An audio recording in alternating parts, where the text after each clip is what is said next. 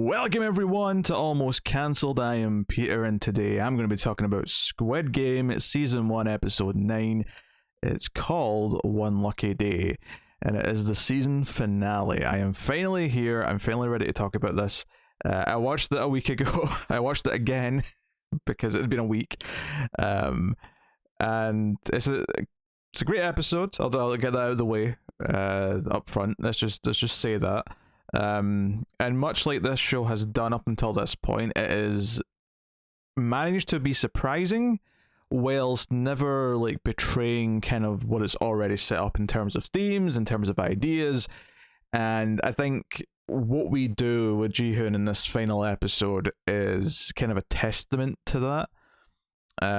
It breaks down into a couple of key segments. Really, the first 10 to 15, maybe 20 minutes, whatever it is the final game. It's the Squid Game, which was alluded to way back in the first episode, and it's basically just get past the line. And there's some great touches with this, with Ji-hoon when he's asked to pick a shape for the coin toss. He picks triangle. It's almost like he's saying, "Hey, Sang-woo, like I've not forgotten about the triangle thing." Okay, I've not forgotten about that. I understand what happened there now. So, it's very dramatic. It starts raining. They make a point of telling them that in the event that one of the players can't continue, the other will be automatically the winner. And Ji-hoon clarifies, what does that mean? And it's like, well, if one of you dies. So it's basically like, yeah, like you can play the game as it is, or you can just murder the other person, and that will also count equally as a victory.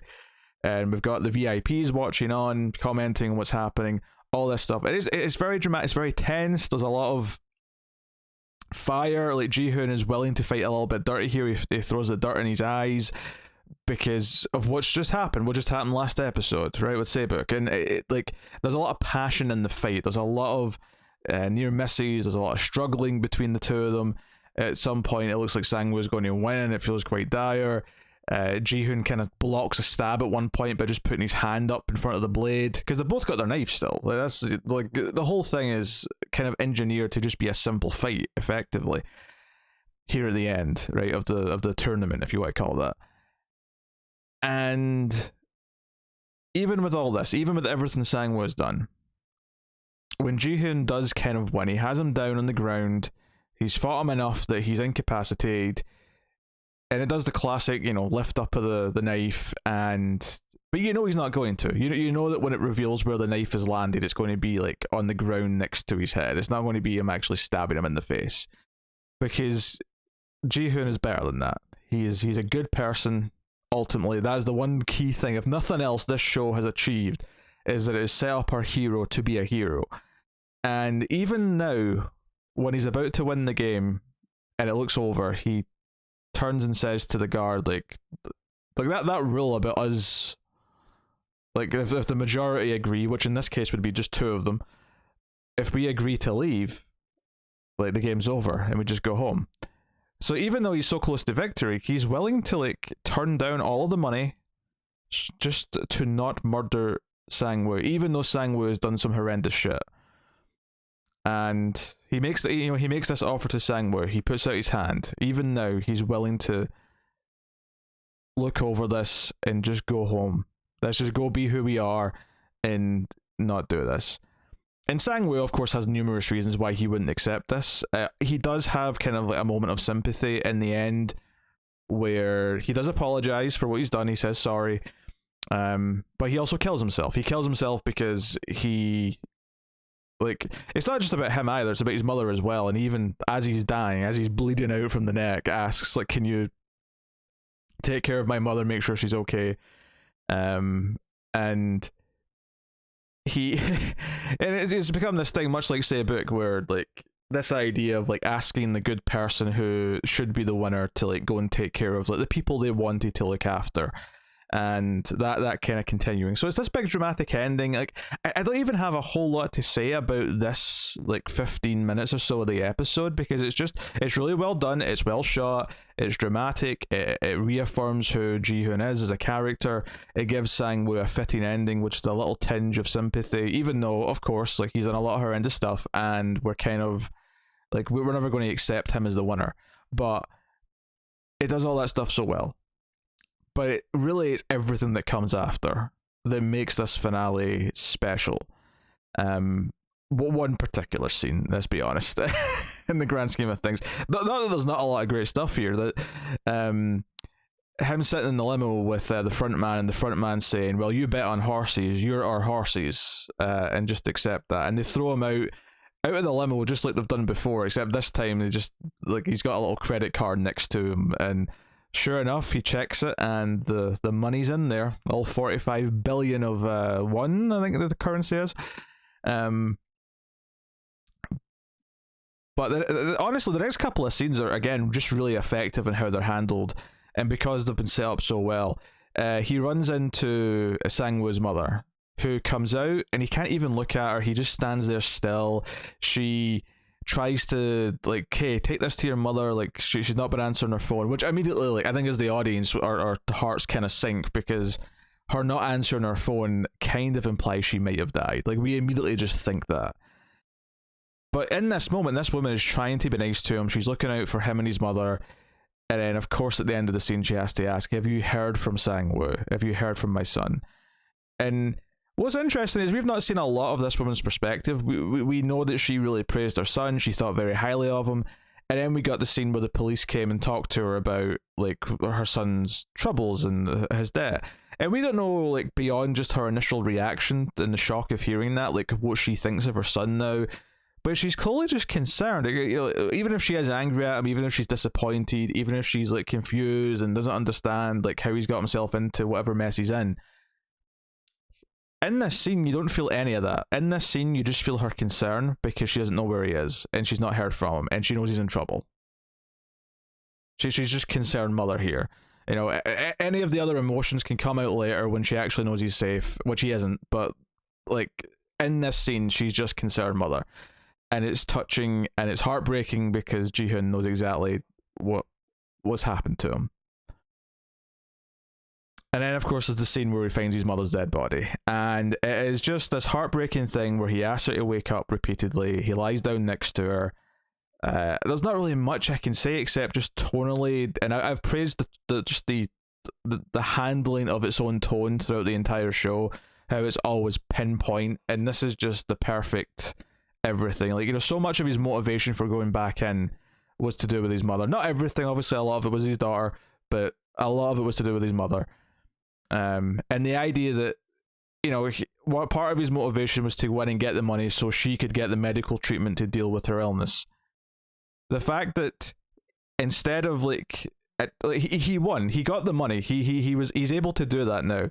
But the fact that in taking the time to chase the money, he actually missed his mother's final days of life and wasn't there to be with her, and she died alone, is super tragic, and is kind of a, you know, a message of like, yeah, be successful, go and try and achieve your dreams and financial security, but don't necessarily do it at the expense of all the relationships that actually matter to you, because if you miss all of those, even if it works and you do get rich, like ultimately it's not worth a goddamn thing. So that was really powerful, really well done. And I don't know if I predicted, I don't know if I said it in one of the reviews that maybe there'll be a time jump in the final episode, but it didn't surprise me. I think maybe when I was talking about like how much of the final episode will be the game, like I think I definitely said something to the effect of there'll definitely be some time after the game, or maybe I didn't say definitely, but maybe I speculated that I would expect something after the final game. I wouldn't expect it just to be like the end of the game and then boom, like cliffhanger for season 2. I expected something after, so the time jump didn't surprise me in any way, shape or form. And what do we see after the time jump? We see Ji-hoon not looking at his best, right? You know, he's let his hair grow out, he's looking disheveled, he doesn't look like he's, you know, living the life of a rich person by any means. It's like he's too guilty to use the money, he's not wanting to use it. He's just still living like he was before, even worse because he just looks miserable and depressed. And I assume the thrill of gambling has lost its luster after what he's went through. And it turns out that we're following him on a train. We're following him to like the bank where his money's being held, and it turns out they want to speak to him because all of his money is just in like a regular like account, and they're like, hey, like your money can work for you, and like we want you're like a VIP client because you're so filthy rich, and we want to help you turn your money into more money. So, and he thinks he's in trouble. He's like, wait, did I do something wrong? And he's like, no. And he offers him like a fancy coffee. He's like, hey, we got a barista like in house. So you want a fancy drink? And there's just a little wonderful bit of social commentary here where Jaehoon just sort of declines, but says there is one other thing you could help me with. Could you lend me 10,000 won? It's the thing that was the amount. Either way, it was the same amount that he needed back in episode 1, because I remember the figure like sticking out to me. And the idea that this guy just like does it without question because he's a rich client. Like he wouldn't give this to a homeless person. He wouldn't give this to someone who was desperately needing this 10,000 of this currency, because 10,000 sounds like a lot in a lot of currencies, but not in this currency. Like the idea that but he would hand it over readily to someone who doesn't need it is beautiful. It's beautiful storytelling. But he gets something to eat and drink, and he's sitting there drinking, and this woman tries to sell him a flower, but there's a card, right? That's the main thing, is that someone from the game has given him a card again, and it says, meet me Christmas Eve. It's a shame I didn't get this out in time for Christmas, because it would have fit perfectly with this scene being set at Christmas Eve.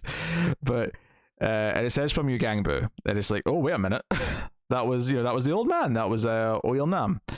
And so there's a bit of mystery, there's a bit of suspense as he's walking up to the building, and he's going up the elevator, and he gets in, and he walks up slowly to the hospital bed.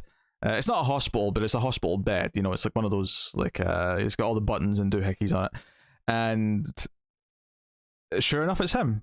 The old man's there, and we never saw him get shot. And, like, it's funny because I maybe talked about this back when it happened, and talked about how typically, like, seeing it off screen just means they're not really dead, but I gave it the benefit of the doubt for whatever reason at the time. The reason is actually quite good as to why he's not dead, right? This is the thing. Like, if you told me that he somehow survived, I would maybe call, like, not bullshit, but I would be like, that might be like an annoying contrivance, or why have they done this? But it actually makes, like, the reason why is because he's the person who runs the game. He made the game. He's the leader of the game. He is the host, they call him. And we actually saw him wearing the mask briefly in that one scene, and it was after, his apparent death. And everything was true, like, when they get to talking, obviously Jihoon reacts kind of like with a bit of anger, and he like demands to know who he is and why they do what they do and all the rest of it. And he does say, my name was real. Like, I told you the real name. The tumor's real. I am sick. I am dying. When I talked about those streets, like, being like the ones I grew up in, that was true. And it makes sense that they're exactly like his, because they're probably based on his, like, childhood streets and alleyways, because he's got all these fond memories of.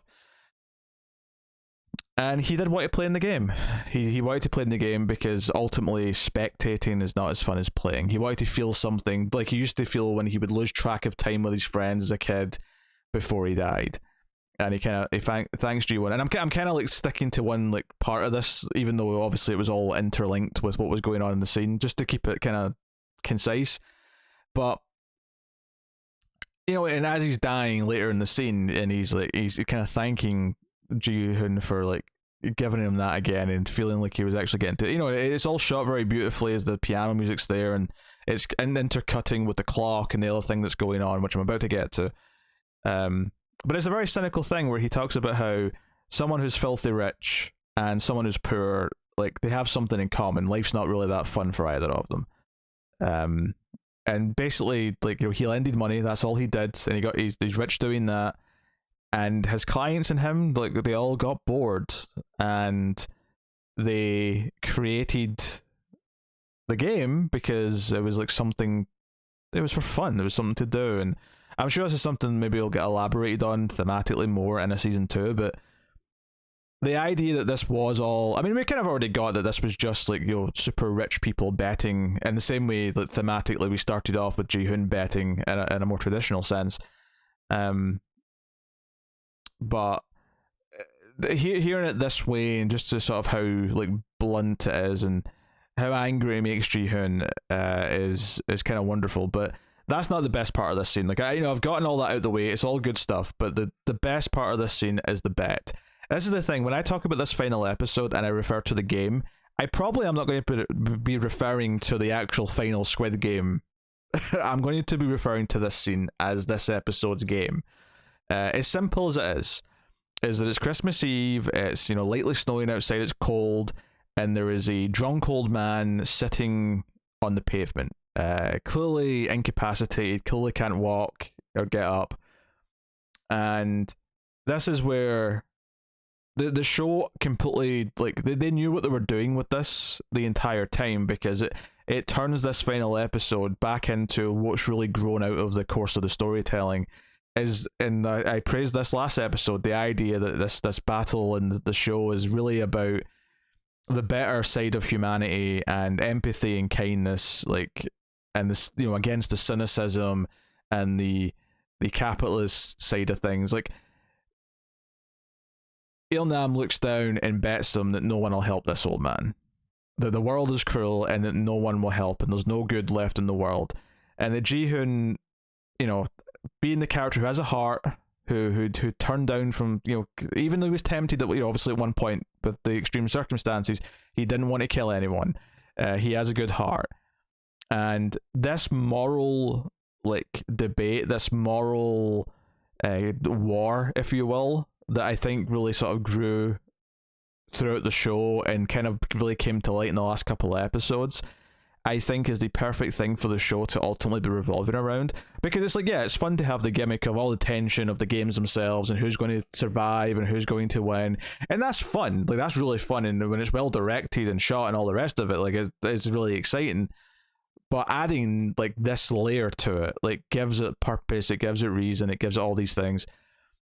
And this scene I thought was beautiful, looking down and just watching to see if someone helps this old man. And this one guy with long hair kind of looks like he's talking to him, and even looks like he might be robbing him at one point. I thought it was trying to go for his pocket, and he walks off, and it's like, let's see the cynical one. But then just as Il-nam's dying, within the final minute of his life, the police car rolls up, and it turns out this guy went to get help. He didn't abandon him, he just went to get proper help to come and get the guy. And it's this really fulfilling thing that there is still hope in this world, that there's still good people in this world, and that it's not just about monetary success or gain or whatever cynical thing we're peddling with the other characters. And the idea that Il-nam associates happiness with his childhood, which many people do, and many storytelling will use childhood as a way to look at happiness, but the idea that he only could see happiness by playing a game or doing games that remind him of his childhood, the idea that there's nothing pure about the real world or adulthood or anything we do once we understand the world. The only way to achieve just happiness is to kind of go back into being a kid when nothing's important or matters. And I think the heart of this scene is that no, people can still be good, and it's not a childish thing to believe in being good. And I think that's a powerful idea, and I think this scene is kind of beautiful because of it. And I love Ji-hoon saying, you saw that you lost before you died. He doesn't know that for sure, but he's saying that because it's no, you needed to be proven wrong before you died. And we'll never know for sure if he did see it. It's very, the way it's edited and cut, it's all done to make it feel like he might have died right before it happened. He might have died after seeing enough to know that the guy was going to get help. But this moral debate is it's given this extra heart to the show in a way that I think just benefits it and elevates it in a way that it wasn't already. But one of the things that Il-nam says to him is that you earned that money through hard work and luck. It's yours to spend. And after this, he does start spending. He goes and gets a haircut. He ends up with red hair. He just looks at the photos on the wall and says, I'll have that one. And finally, he does what I was wanting him to do. He goes to Se-book's little brother and gets him out of the orphanage, and actually gives him to Sang-woo's mother. Not permanent. I don't know if it's permanently. It kind of sounded like it was like, look after him while I go and visit my daughter in the US. Because remember, it's a year later, so they've already moved.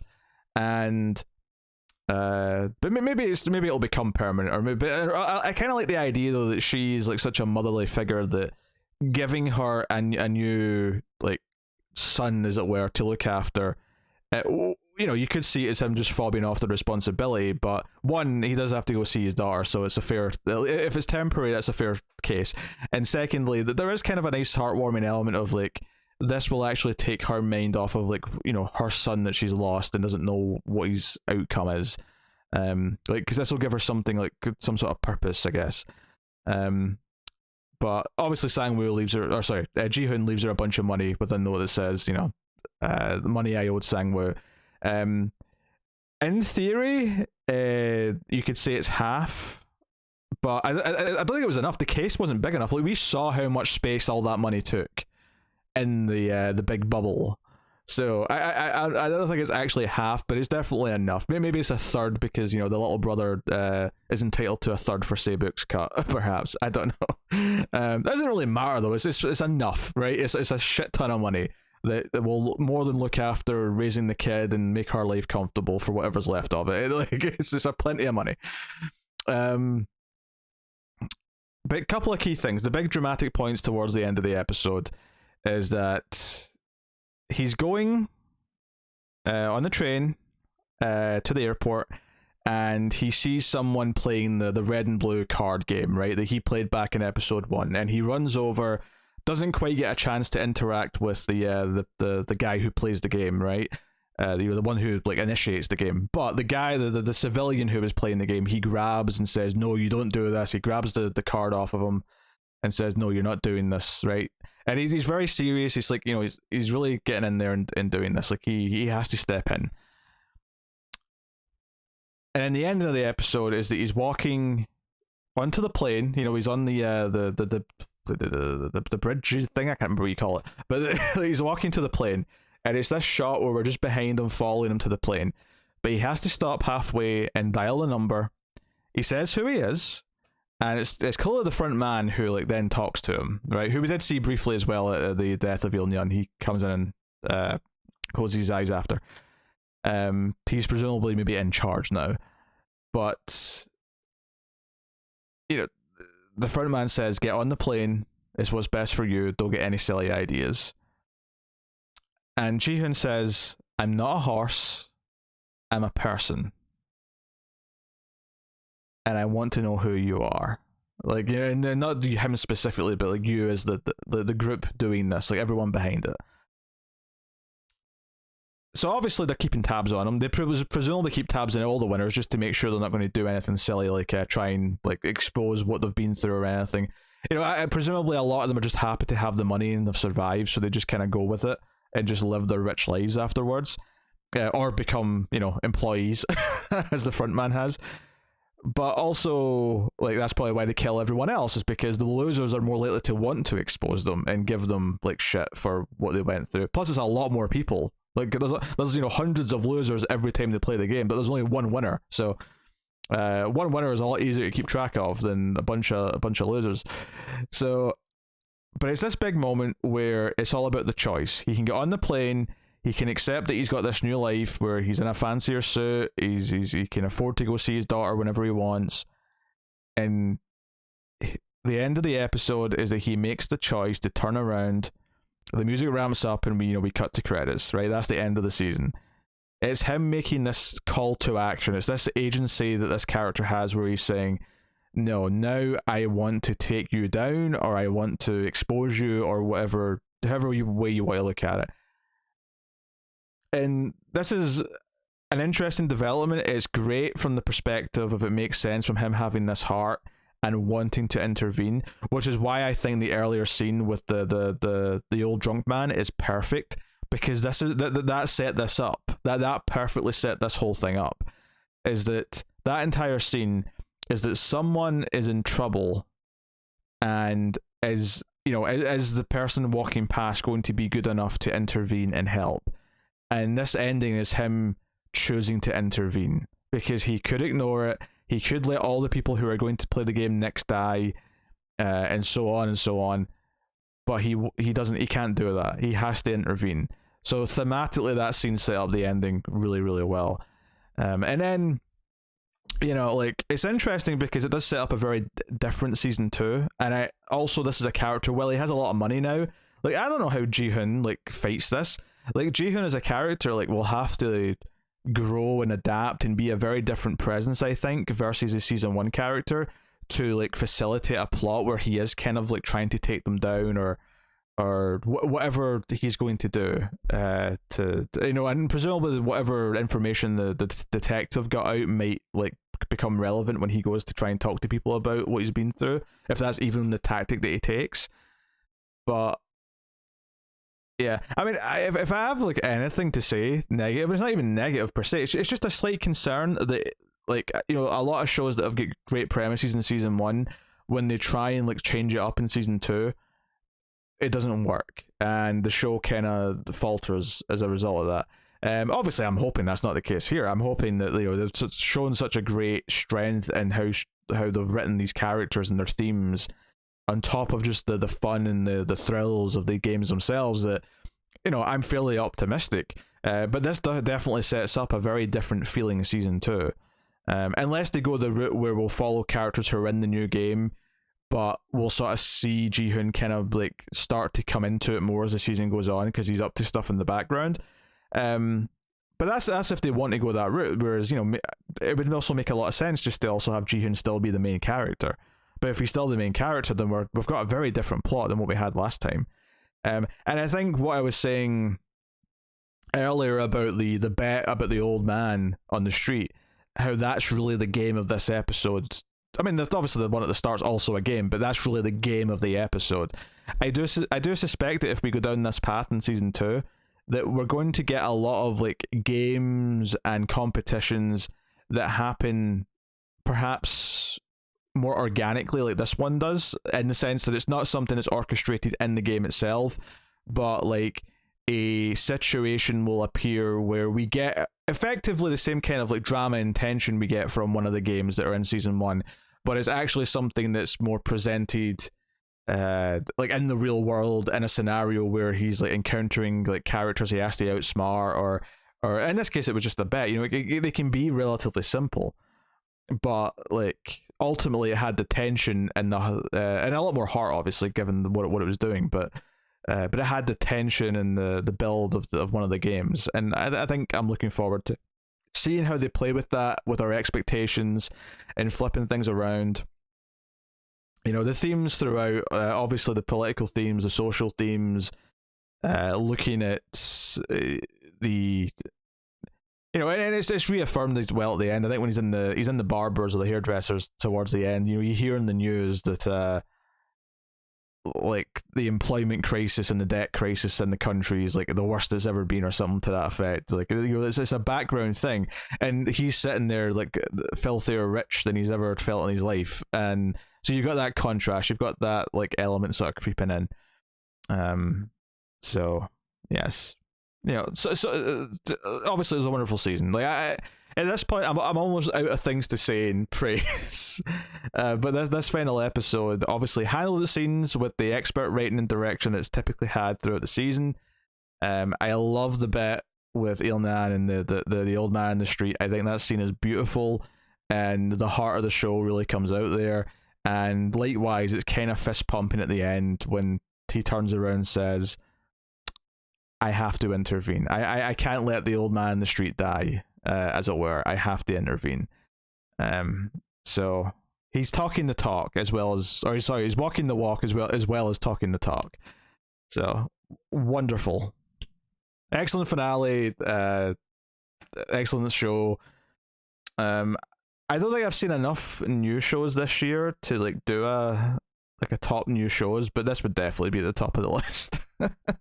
I tried a lot of pilots this year, but in terms of things I actually stuck around with, I don't think anything comes close. But hey, you know, that's all right. We have this. We have Squid Game, and it's excellent. So let me know what you think of the season in the comments below. Like, subscribe, all that stuff. All of that does help out YouTubers a lot. It helps the algorithm, the dreaded YouTube algorithm, so please hit the buttons. You can support us financially over at patreon.com/MailFuzzTV for as little as $1 per month. The $10 tier specifically, you get to shape what new pilots I'm trying in the next month and stuff. So if that's of interest, you're going to have a look and see if you want to support all the content. But otherwise, that is me. So thank you once again for watching or listening. I always appreciate it. Keep watching TV. Have you got any vanilla?